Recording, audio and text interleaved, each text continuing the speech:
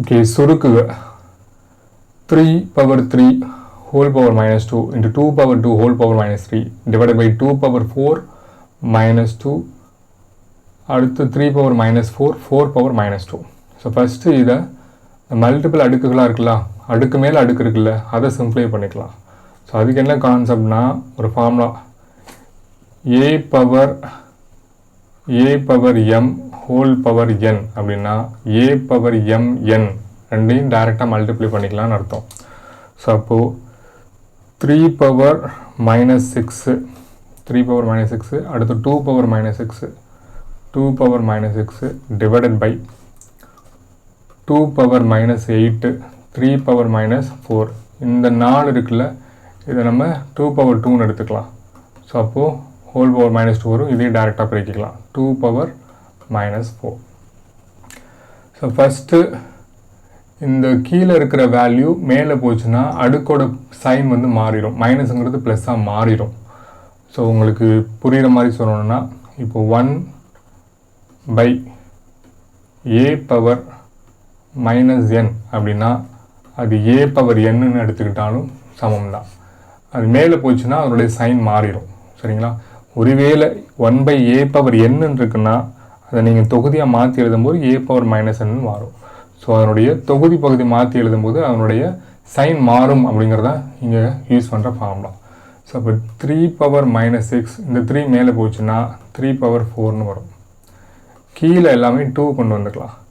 2 power minus 8 into 3 power 2 power 6, இந்த 6 வந்து கீழே வந்துச்சுன்னா ப்ளஸ் 6 ஆயிரும், into 2 power minus 4.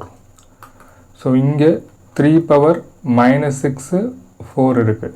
So formula வந்து a power m into a power n அப்படின்னா a power m plus n ரெண்டு அடுக்கையும் கூட்டிக்கலாம். இதுதான் ஃபார்முலா. இது ரெண்டையும் கூட்டினீங்கன்னா 3 பவர் minus 2ன்னு வரும். ஏன்னா minus 6 ப்ளஸ் 4ங்கிறது minus 2. அடுத்து divided by 2 power minus 8 2 power 6 2 power minus 4.